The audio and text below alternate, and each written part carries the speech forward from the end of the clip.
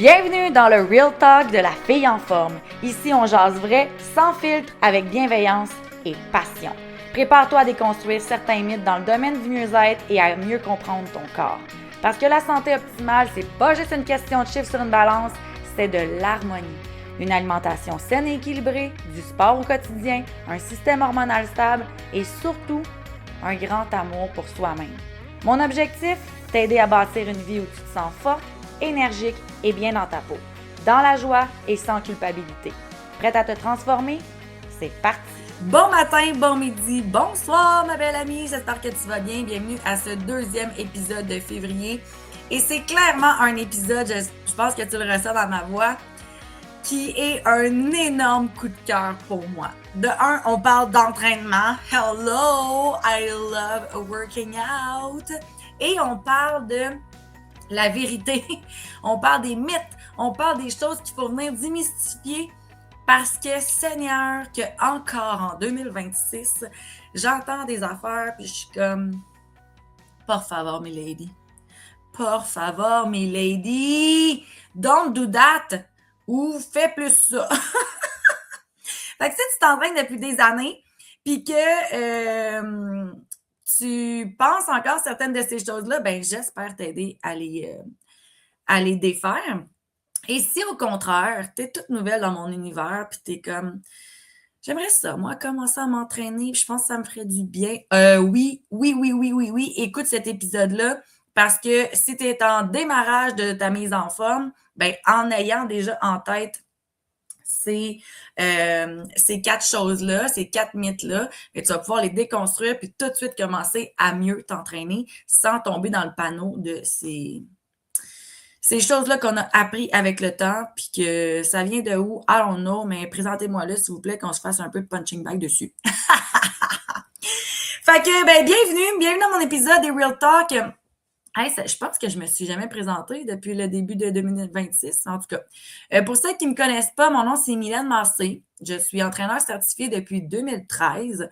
Je suis naturopathe depuis 2016 et je suis aussi coach en relation d'aide depuis 2019, ce qui a fait un bel amalgame de diplômes mis sous la même caboche, puis qui fait qu'en ce moment, ma mission, c'est d'aider les femmes à se choisir par le mouvement, par une santé exceptionnelle, donc où est-ce que je vais nommer les 4 piliers de la santé optimale, qui est soit le mouvement à tous les jours, l'alimentation équilibrée sans restriction, un système hormonal stable et un mindset d'amour de soi hyper puissant. Donc, sans plus tarder, allons-y avec les mythes du jour au niveau de l'entraînement. J'entends encore quand que je donne des plans d'entraînement aux filles puis que je leur dis, là, va vraiment falloir que tu mettes lourd là, parce qu'on veut venir créer de la déchirure musculaire pour justement augmenter ta masse maigre. Puis les filles me disent quasiment 9 sur 10, mais là, si je lève lourd, je vais devenir grosse. Oh là là, mes amigas. Bon, OK, il y a un fait. Il y a un fait que si tu lèves lourd, ce qui va se créer, c'est qu'il va se créer des micro-déchirures. Et quand que tu vas manger de la protéine, les protéines vont venir pas digérer, mais vont venir réparer la micro-déchirure musculaire qui s'est créée et donc va bâtir un plus gros muscle. Ça, c'est vrai à 100%. C'est comme ça qu'on augmente la masse maigre. Quand je dis masse maigre, en passant, ça veut dire muscle, OK? Masse adipeuse, le gras, masse maigre, muscle. Donc, effectivement, quand on met lourd, ça demande une contraction musculaire qui est comme plus difficile que si on met pas lourd puis qu'on est plus en endurance. Et ça vient créer ces petites micro-déchirures-là qui fait que des fois, on est raqué. Tu sais, ah mon Dieu, je me sens raqué. Ben, c'est peut-être les petites micro-déchirures qui ont créé de l'acide lactique qui, avec une mauvaise circulation, dans le fond, une mauvaise récupération immédiate après l'entraînement, on peut ressentir ça au niveau du muscle. Ceci dit, mettre lourd pour les femmes, ça ne nous fera pas devenir lourde ou énorme ou Arnold Schwarzenegger, là. Puis si tu as vu des madame bodybuilding dans des photos que tu dis, mon Dieu, elle a-tu un pénis, elle? Sont tellement masculines que c'est comme, Est-ce que c'est des hommes déguisés en femmes? Comme je sais pas. Dites-vous que ces femmes-là qui montent sur un stage avec des énormes muscles en bikini, là, tu sais, souvent, elles prennent des stéroïdes et elles prennent de la testostérone. Et nous, les femmes, on sécrète de la testostérone, effectivement, mais jamais en aussi grande quantité qui fait qu'on va augmenter autant que ça notre masse maigre. Hey, puis dis-toi là, que c'est pas overnight, là. C'est pas genre j'ai fait un squat à 100 livres, j'ai fait 8 reps, j'ai fait 4 séries, puis demain matin, quand je vais me réveiller, je vais avoir le booty de Kim Kardashian. Ça marche pas de même! Ça se bâtit! Puis l'histoire, c'est que ça se bâtit sur le temps. Et là, je vais être fatigante là, avec le fucking accompagnement, mais en même temps, faites-vous accompagner. Moi, je me fais encore accompagner par une coach qui mesure, qui vient regarder ma masse maigre, on en est où, qui me donne des lignes directrices par rapport à ce que je dois faire avec les objectifs que je suis en train de dire. Comme là, j'ai mon IROX en fin de semaine. Fait que c'est sûr que mon objectif, c'était la course. Mais dès que mon IROX est fini, je m'en vais me pratiquer pour un triathlon à la fin de l'année. Fait qu'il va falloir renforcer épaules, renforcer les jambes pour le vélo, pour la course. Il va falloir augmenter mon cardiovasculaire aussi. Fait que, tu sais, une coach va venir aussi te donner les outils pour atteindre ce que tu veux vraiment. Et là, quand vous m'engagez, ben c'est un peu ça. Je vais vous donner les outils. La plupart, là, je vous dirais, c'est ben je veux maigrir ou je veux être plus en forme ou tu sais, je veux comme perdre mon ventre. Je vous dirais que c'est pas mal les trois qui reviennent souvent. Ben faire de la musculation, c'est une stratégie pour les trois. Parce que la musculation va faire augmenter la densité osseuse. La musculation va soutenir ton métabolisme basal en augmentant le nombre de calories dépensées au repos. Ça va venir améliorer ta posture, ta force fonctionnelle. Ça va venir stimuler aussi la dépense calorique, je l'ai dit, avec le métabolisme basal, excuse. La musculation va venir te permettre d'être plus forte, d'être plus alignée. Ça va te permettre d'avoir une meilleure masse maigre. Ça va te permettre d'être plus définie. Ça va te permettre d'avoir plus de tonus. Donc, vraiment, là, où est-ce qu'il faut démystifier le « je vais lever lourd, ça va me faire devenir Arnold », non. Ce qui va te faire gonfler, mon ami, c'est pas les poids que tu vas lever, c'est si tu fais de l'inflammation, de la rétention d'eau ou si tu vis du stress, parce que le stress peut faire justement gonfler, déstabiliser la glycémie. Bref, ça sera un autre sujet, là. Mais donc, on veut lever lourd, nous, les femmes, parce que lever des charges lourdes avec une bonne récupération va nous emmener à un corps plus svelte et avec des muscles plus prédéfinis. Et donc, avec un meilleur métabolisme basal, moins de risque de maladie, une meilleure posture et, disons-le maintenant, quand tu vas être une vieille, si tu tombes, moins de risque de blessures graves.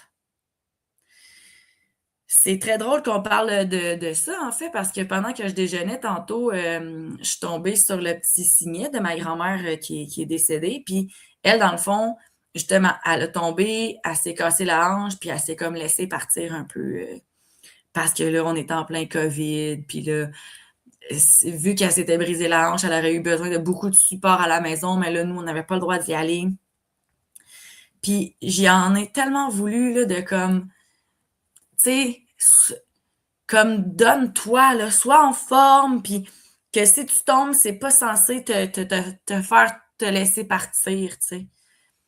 Puis en passant, c'est pas que j'y en veux, là, genre, ah, t'es pas fine, c'est que j'y en veux qu'elle soit plus là, parce que c'était ma grande amie, tu sais. Mais c'est ça. Fait que faisons en sorte qu'on est fortes, les filles, puis que s'il nous arrive de quoi, ben, on va récupérer plus vite. Ça, c'est le mythe numéro uno. Bon, ça suffit les émotions ce matin.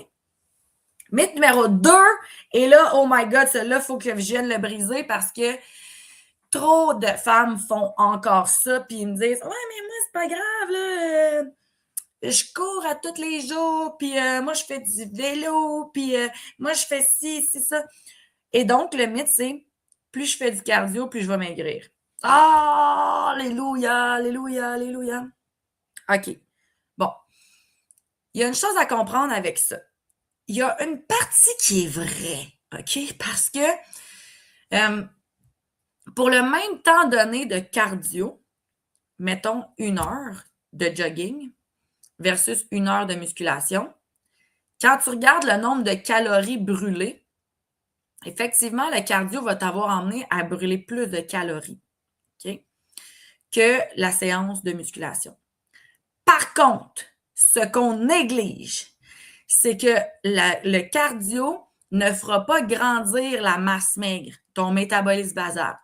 Il va venir avoir des contractions de cœur, il va venir améliorer ton système cardiovasculaire, mais il ne viendra pas optimiser ton métabolisme. C'est le métabolisme qui, au repos, perd le plus de calories. Fait qu'il faut comprendre que le cardio, OK, plus de perte de calories dans l'immédiat, mais bâtit pas de quoi pour qu'on perde plus de calories sur le moyen long terme. Et aussi, une autre chose hyper importante, c'est que le cardio, en trop grande quantité, peut venir augmenter le cortisol. Ce qui va résulter à ralentissement du métabolisme, augmentation de la fatigue, accentuation des signaux de faim et de fringale. Ouh là là!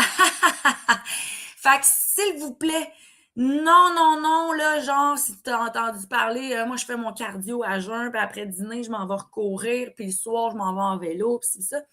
Si c'est ça que t'aimes faire, à go. Mais attention, le mythe, c'est plus je fais de cardio, plus je vais maigrir. Et il est là le gros bémol.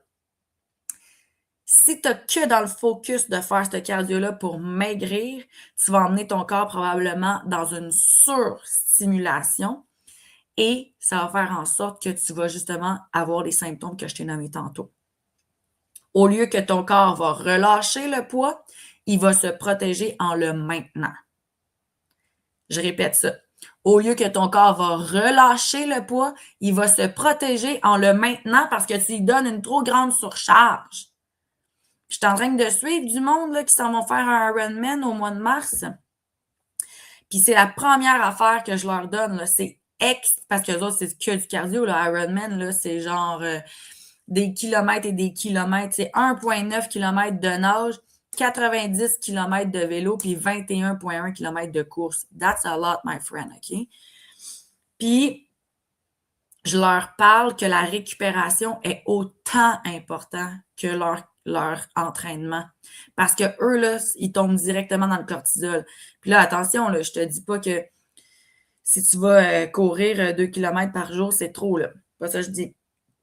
Excusez-moi. Mais c'est la trop grande quantité peut mener à ça. Puis là, comment tu sais si tu as ça? Ben regarde, t'es-tu fatigué? Dans la journée, as-tu tout le temps envie de manger du sucre? Est-ce que tu te sens comme plus au ralenti? It's time to slow down, my friend. It's time to slow down. Puis, by the way, j'ai bien dit l'excès de cardio. Plus j'en fais, plus je vais maigrir, OK? Parce qu'effectivement, du cardio, on veut en faire. C'est full bon pour le cœur, c'est bon pour le système lymphatique, c'est bon pour le système circulatoire. On veut juste optimiser le dosage, OK? Selon qui tu es, selon ce que tu aimes, puis selon ton métabolisme. Maintenant, mythe numéro 3. Je dois être très intense pour que mes workouts soient efficaces. Ça, là, je l'entends vraiment, vraiment, vraiment, vraiment souvent parce que, tu sais, mettons, là, je donne à ma cliente un petit workout de 4-5 minutes. Là. Que ça fera rien, ça. Pourquoi ça fera rien? Ben, 4-5 minutes, j'aurais pas assez sué.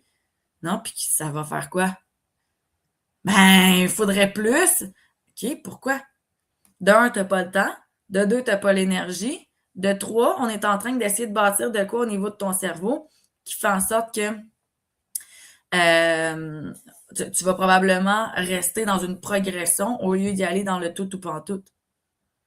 Il faut vraiment faire attention à ça, là, tu sais, comme, on pense que il faut être intense, puis là, un des mots que j'haïs, je l'haïs, là, les filles, là, je l'haïs, là, no pain, no gain, là. No pain, no gain. What the fuck, no pain, no gain? C'est pas vrai. Il y a une certaine réalité que si tu veux faire de la micro-déchirure, il va falloir qu'il y ait un certain effort, là, tu sais, puis que ça soit un peu difficile. Mais le no pain, no gain, là, genre, tout le temps pousser intensément, de jamais te donner de break, c'est pas bon pour le corps, gang. C'est pas comme ça qu'on va y arriver. Des fois, trop, c'est pire que pas assez. Parce que là, il peut y avoir des blessures, il peut y avoir du stress métabolique. Comme, s'il vous plaît, faisons attention à ça. Fait que le mythe que ça doit toujours être très intense si on veut avoir des résultats, c'est un gros non-non. Même qu'au contraire, d'être intelligente dans notre façon de s'entraîner, où est-ce que le corps a besoin de stimulation sans nécessairement de stress et qu'il y a aussi besoin de récupération active, genre des marches, genre un yoga, genre un stretching, c'est vraiment là que la magie va opérer. Et ça m'emmène au sous-objectif numéro 4, qui est quand même similaire au numéro 3, mais que j'entends un peu comme tout le temps ça aussi là, à travers ma clientèle. C'est comme. Puis, veux pas, je pense que j'ai un peu aidé à créer ce mythe-là parce que moi, dans ce que j'enseigne au niveau du pilier de l'entraînement, c'est que je dis tu dois bouger tous les jours. Mais là, attention, parce qu'on tombe dans le mythe de je dois bouger tous les jours, donc je dois m'entraîner tous les jours. Et il est là le mythe avec le petit astérix sur le dessus parce que tu ne dois pas nécessairement t'entraîner tous les jours. Il va falloir que ton corps ait aussi des périodes de récupération, mais des récupérations actives. Fait que l'histoire, c'est que c'est un gigamythe de juste vouloir s'entraîner 3 fois par semaine. Tu sais, c'est comme moi, je bouge 3 fois par semaine, je suis correct. Non, notre corps est fait pour bouger tous les jours. Mais ceci dit, est-ce qu'on doit s'entraîner tous les jours? Pas nécessairement, OK? Fait que le mythe est qu'on ne veut pas surcharger notre corps. Donc, tantôt, j'ai parlé avec le mythe numéro 3 de l'intensité de nos workouts. Là, c'est qu'on ne veut pas nécessairement s'entraîner tous les jours. On peut le faire si on a une stratégie de récupération athlétique. Mettons, le matin, tu t'entraînes, puis il y a déjà une massothérapeute qui t'attend après. Tu prends double dose de magnésium. Tu sais, comme il y a des façons de s'entraîner tous les jours. Mais là, je parle un peu plus à monsieur, madame, tout le monde qui aime ça s'entraîner puis qui a des objectifs de ne pas aller aux Jeux olympiques. Là. On est d'accord? Fait que, très important de comprendre qu'on veut bouger tous les jours, mais qu'à travers nos entraînements, il doit aussi avoir de la récupération active. Et mon préféré à travers tout ça, c'est clairement la marche. La marche, gang, est le sport le plus sous-estimé de tous. C'est un giga oui pour la marche. Ça vient stimuler le système circulatoire, ça vient diminuer le système nerveux, ça vient calmer le corps. C'est incroyable, ça active la lymphe. C'est un gros oui pour la marche. Et donc, on veut certainement bouger notre corps tous les jours, mais attention, avec un mix de tout ce que j'ai nommé là. De la musculation en hypertrophie. On veut venir s'assurer de faire du cardio à travers tout ça. On veut venir s'assurer d'avoir des workouts, oui, intenses, mais pas tout le temps, et d'avoir des bonnes séances de récupération. Et là, roulement de tambour. Parce que vous savez, je suis une passionnée de l'entraînement. C'est mon dada depuis toujours. Et dans les années précédentes, J'ai eu des semaines qui s'appelaient les semaines de la fille en forme et je suis rendue à ma 5e édition cette année et j'ai eu la brillante idée de regrouper les grands leaders de l'entraînement au Québec et de vous faire une semaine de la fille en forme en activité. Je capote ma vie. Donc, je vous invite certainement à vous joindre à moi ainsi que les autres professionnels de la santé et de l'entraînement en ligne du 9 mars au 12 mars pour un workout par jour, complètement gratuit, pour qu'on vienne vous montrer l'importance de se garder actif.